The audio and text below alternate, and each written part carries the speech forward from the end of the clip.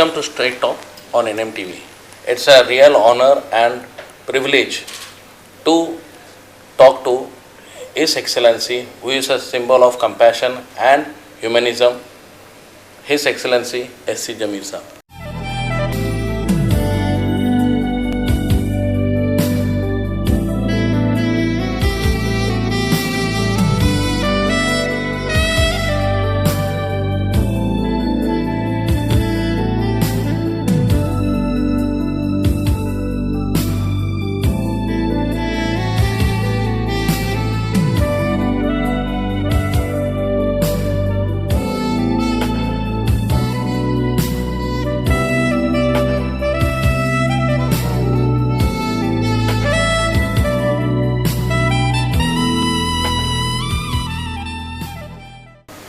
Hello sir.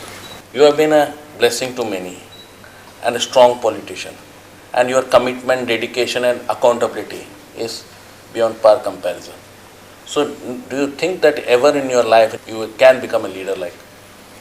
Well, from the very beginning, it was my determination to play at least political role in shaping the destiny of the people of Nagaland. Because our people were subjected to so much of suppression and oppression during army operation as well as police operation in that part of the country. And therefore, I was determined that when I completed my studies, I'll surely join politics. When I was offered scholarship by Methodist Mission to go to America to study theology, I told them that my object, my aim is to join politics, and therefore I have to complete my law studies. So immediately after graduation from law, I went home and I joined politics. Since that time, I continue to strive on and on to achieve my aim to bring my people to the mainstream of Indian national life.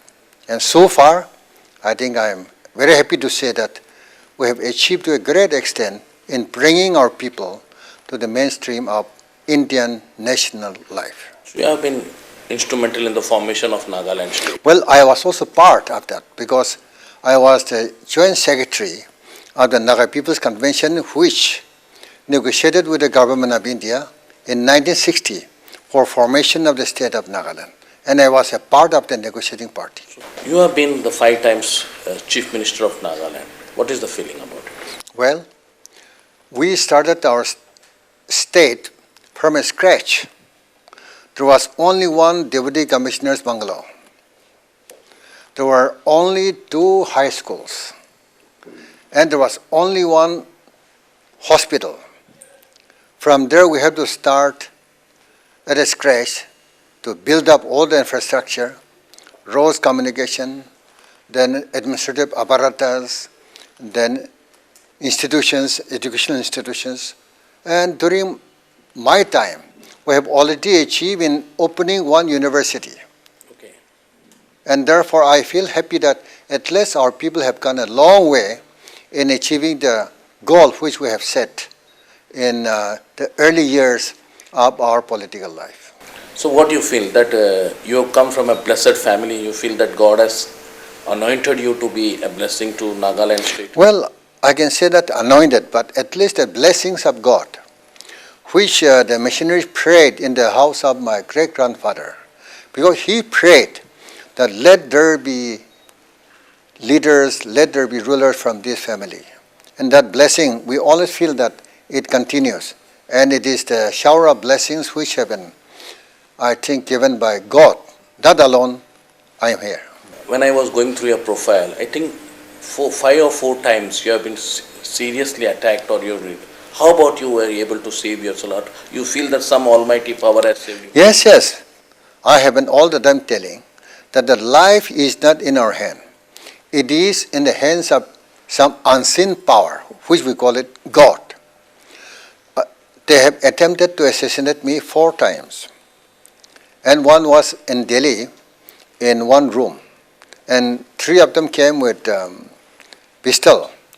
They fired at me so many times, but they couldn't kill me. They hit me only here, of course, 2 places. I was, I think, fatally injured, but I was taken to the AIMS. I got operated there. They could take out 1 bullet, but what they couldn't take out. I am still carrying that bullet. So it is the unseen hand that will protect you. Do you feel that that's a miracle? Huh? It's a miracle. Yes, it's a miracle only. I always tell my people I am living a Parut life. Otherwise, yes, it's a Parut life actually. Yes, sir, you are 5 times Minister of Nagaland, Union Minister of Railways, Labour and Rehabilitation, Community Development. How was the journey has been over the years? Well, it was, a challenge for a leader. As a chief minister, you have to take care of the entire state.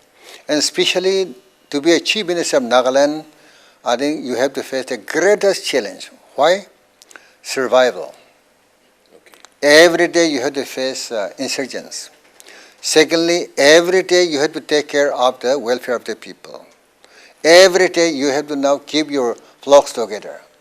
Every day you have to ensure that the governance continues as we have promised to the people, as a chief minister. In the central government, it is easier because there is no pressure. You have to only routinely carry on whatever is entrusted to you because there is no pressure from any quarter. So you have to go very straight and you don't bother much. But in the state politics, from all the angles, tribes, and then village areas, regions, there are lots of pressures. So it is extremely hard for a chief minister to steer through all this stormy weather politics. But in the center, it's not difficult to function. That is my experience. You have won so many honors, awards and all. Which award make you most satisfactory and as well as more you cherish in your life? Well, as a chief minister, I always feel because I have consolidated the administration, the law and order, and people's mind to be an integral part of the country. Because our people, they have fought, they have struggled for secession from India. But after formation of the state of Nagaland, we said this is the 16th state of the Union of India, and on that basis we have functioned with the greatest autonomy because Nagaland has got the special provisions under Article 371A. Land and resources, we are free. Parliament cannot legislate on that. Our customary and religious practices, Parliament cannot legislate on that. And our social custom. So these are religious practice, these are the freedom which we have secured because of our negotiation with the government of India. And with that foundation, we have built up bricks by bricks our state. And today is also one of the emerging state in the country. You have penned so many books, you have given so many speeches. Which you feel is more memorable for you? I think God has given me at least that blessing that whatever I spoke, it is coming true now. 15 years back, I have been telling my people, this will happen, that will happen. So this is the reality of the situation. This is the reality of the political objective. And all they are coming true. So I am very happy today because people are now telling us, whatever you have said 10 years back, now people are talking only now. Whatever you have said 15 years back, people are now discussing now. So that kind of realization of what I have not prophesied, but what I have spoken in those days, they are coming true because people are realized that what I have said was correct. So you have been adopting a peaceful ways of resolving so many issues, even though, and you have a remarkable quality of forgiving others. So how it is possible for you being a politician and then doing all these things? You see, we have got a role assigned by God. Because what we do it with commitment, with passion. And since you are a steward, you have been appointed as a steward, and therefore steward has got responsibility. It is not only to lead the people, but it is also to teach them what are the values of human life. Now, if you have to create a congenial environment, if to create harmony in society, if you have to build up a society based on love, compassion, then you have to tell them through example. That's why though they have tried to assassinate me 4 times, injuring myself, killing all my bodyguards, and yet I told them, if any forgiveness is to be given, it is the victims, not by others. And therefore, I haven't called upon all the victims of this insurgency. Why don't you come up and let us forgive and forget, so that we can have a society where there is no rancor, where there is no bitterness. And unless you develop that one, then you cannot expect to have a harmonious, united, peaceful society. And therefore, I initiated. Yes, I am also victim of this violence, and yet I forgive you. Yes, sometimes it is difficult to forget the harm done to you, but I think forgiveness, it surpasses what they have caused injury to you. That's why I initiated that I forgive all of you. And I have forgiven also. Is it true that when you are given this governorship, you prefer to go to a peaceful state like Goa? Yes, yes. I have chosen Goa. Okay. So you had a preference that Yes, because after nearly 40 years of very stormy life, okay, I need to have a certain period of time where I should also sit down, think, reflect. That was necessary. And since Goa is a very peaceful state, beautiful state also, I requested Suneji to send me to Goa. Then she sent me there. What is your experience during that tenure in Goa? Well, Goa, though it is a small state, there are lots of problems, political problems. Maybe because of smallness of the state. 1 or 2 dissidents can tilt the balance of the government. That is the danger. If 1 or 2 people defect to other party, then the government falls. But I have been able to at least maintain that stability in Goa during my time. So I have been telling them. Now you are the governor of the financial capital of Mumbai. What is your feeling? Well, I'm very happy to be in Mumbai, which is one of the 2nd largest state in the country. And I have found that here it is not difficult to work. Number 1, people have got cosmopolitan outlook.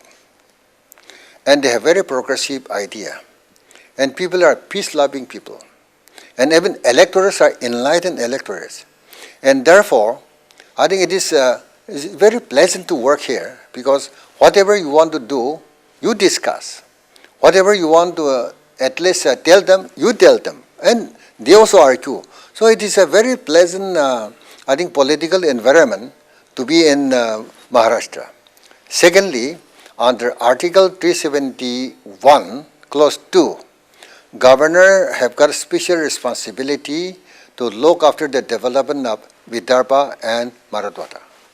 And since I am also from the hill areas, and I have been handling this development works, I take pleasure in helping those areas by meeting them and at least doing something for the benefit of that people. So I really enjoy my stay in Maharashtra. Do you have any special program designed or anything for that the state? You see, according to that constitutional provisions, I have to ensure that the state government cannot discriminate or neglect these areas. And while allocating fund, I have to give direction that this amount should be given, this amount should be given to that area. And it is though it is a recommendatory only, but they don't change what I recommend. And therefore, these areas, as far as development is concerned, it can be treated as a special dispensation. What are the other challenges facing the state? One is, I should say, Naxalism. But it is not homegrown. It is exotic, this element.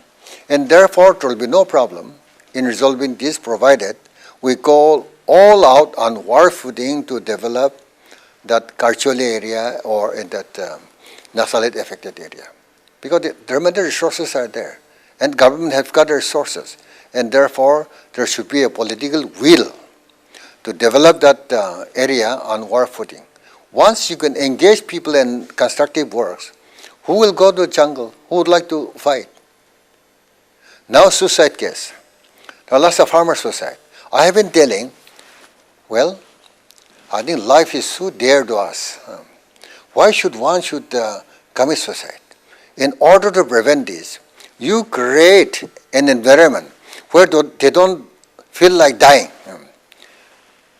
Good school, if you make good schools, healthcare system, good communication, and then now economic development, then when they can send their children to good schools, when they can develop this healthcare system easily, who would like to die? And therefore, to cope with this farmer suicide, the only tonic or medicine is development. If they are not, it's not profitable for them to grow certain crops, change it. If crops does not develop, then we have so many other things which we can develop. So we have to have, I think, maximum attention to their economic development so that farmers will not decide to commit suicide. And I have been, I think, really concerned about why people should commit suicide. When we are doing everything to preserve life, why should you destroy life by oneself? What do you feel there is a scope for development in the education sector? As a governor, I am the chancellors of 19 universities in Maharashtra. So I felt that universities of Maharashtra should be role model in the country or even in the world. Because even in the past, I think Maharashtra was the center of learning. And therefore, we have to now project Maharashtra education institution as role model. How to start? I found that selection of vice chancellors, there are lots of pressures from right, left, back, door, and all like this. So I said, it has to be done away with. And therefore, I brought an ordinance, constitution of search committee. And that search committee should be, the members should be only eminent personalities of the country, not necessarily only from Maharashtra. So the government of Maharashtra, they are so proactive, cooperative. They immediately amended the university statute in constitution of this search committee.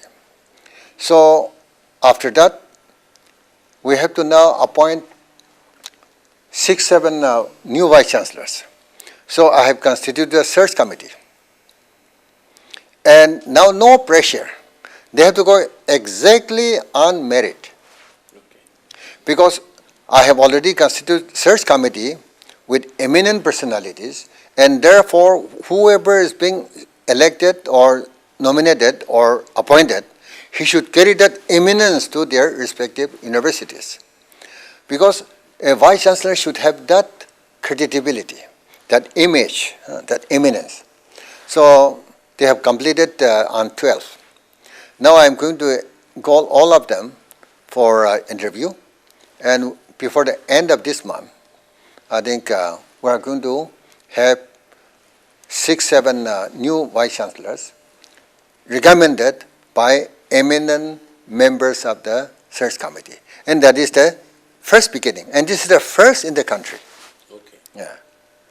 Because in other states also, there are lots of pressure from this group, that minister, that minister. But today, Maharashtra is the first leading state where they have agreed to leave it to the eminent personalities to select an eminent person to be vice chancellors of the universities. So do you feel that this will enhance the quality and quantity? Definitely. Definitely. When you place an eminent personality as the head of the institution, then he himself becomes the role model. And since he has got wide knowledge about that academic institution, then he will definitely pave a new future. And I think by appointing such eminent personalities, more discipline will be there in the working system of the universities also. So what you plan what you have any idea to improve the teaching standards, or do you have any special program for the teachers or emphasizing more on? Yes. Now, we call it, today, it is called knowledge economy. Isn't that so? That means our economic development, everything depends upon the quality, excellence of our education. And the traditional syllabus, courses, will not cope with the requirement of the present. And therefore, a serious review is being made in the universities, in the human resource development, the department, ministry in the center, that our standards should be raised to be competitive with the world standard. And with that in view, we have started this selection of qualitative vice chancellors. And that is to be a beginning, because if you want to have a qualitative education, you require quality teachers, quality administrator. So a beginning has been made, and I think such a progressive state like Maharashtra, where you have tremendous human resources, we shall be able to, I think, improve the quality education here. So what you feel that global warming is a very big issue? Do you think so, or it has been only hyped? It's a reality. You see Europe, they have never faced this kind of snowfall. In one day, 200 flights are cancelled. Why? It is abnormal. So, when flood comes at any place, at anywhere, where there used to be flood. So it shows that the global warming, it is a reality.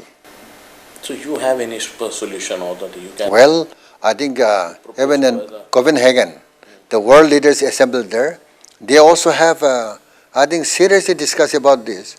So it shows the seriousness of this global warming. And India is a part and parcel of that body. So Mumbai is a coastal city. So what do you feel that we should be also be awakened by this, or? It's not only Bombay, the entire country. Okay. So what do you propose? You have any special things, or what we can practice as a viewer or the citizens of this country? Well, last year, I had a meeting with some volunteers here. So we were discussing about how we can plant trees in our own way. But in the cities, you have no land for plantation. But wherever it is possible, let us at least plant trees. And even energy. We have to economize using of this energy also. Again, pollution is one. All these aspects we have discussed, and some young people are also there. One young people, he has never seen other areas. He knows only bamboo. Oh, we should grow bamboos here. I say, where will you grow the bamboos? Bamboo grows only in a certain climate. But he knows only bamboo. So I said, young man, you have never seen other crops. Bamboos can be grown in other areas, but whatever plant can be grown in Mumbai or Maharashtra, we should talk about that one. In this, we have to educate people, the kind of species which you can grow in your own compound, in your own vicinity. So that it depends upon education. So what do you feel the present crisis in Mumbai, the water crisis? Usually is it serious? It is a severe crisis. So I have been suggesting, why not we have desalinization plant. Dubai, they are drinking from the sea. And I think if you draw from Arabian Sea, I think yes, it involves colossal amount. But that will be one of the solutions. I think it will involve about 5,000 crores. But we have to provide potable water to the citizens. And therefore, government also, I think they are also thinking on the desalinization plan. What do you feel that making mandatory for rain harvesting in every building, is it going to help you? I have been preaching this rainwater harvesting. In Israel, it's a desert. A group of people, Israelites, came to Goa when I was governor. So I asked them, how do you mean we have very successful rainwater harvesting? So I visited the villages, how rainwater harvesting is done. Here, rainwater harvesting is done where you have buildings, houses. Because you have to draw water from this roof. So they said, scholars and scientists, they said, they came to me here. We had a meeting. So I asked them, I have seen this water harvesting and I'm very keen that we should have water harvesting. Whether you have any other knowledge to have water harvesting where there are no houses. Because they said we can grow trees even in desert. All right, that's very good. Then you tell me how to have rainwater harvesting where there are no buildings. They said that they will study on this, but so far they have not returned. I'm very keen because I visited this Vidarbha area, Amrati area, all this. I have been looking this because there shouldn't be so much of water scarcity in Maharashtra. Now recently, in the city, urban area, there has been growing number of suicides of children by seeing a movie or something. There's frustration or there's lack of motivation. What do you feel? Why it is a cause like this? I don't know. Why is it? I think some research should be taken on this because it's a serious matter. Why children should commit suicide? Because children, they are innocent, number one. And they want to have, I think, easy life. And for them, there is no compulsion of this and that. But why should they commit suicide? We require, I think, expert committee to study, a psychologist most probably. They should know the root cause why children started committing suicide. So recently there was a media report that about a sparrow shelters you have proposed to install. You see, I was told that sparrow cannot survive when you have so much of mobile. It is because of that, yeah. Earlier there were sparrow here. Crow can survive, but sparrow cannot survive. Even in Nagpur, sparrow is not there. So we have to scientifically study how we can at least create an atmosphere where sparrow or birds can survive. Thank you, sir, for giving your precious time and sharing your views on our channel. Thank you very much. Thank you. Thank you.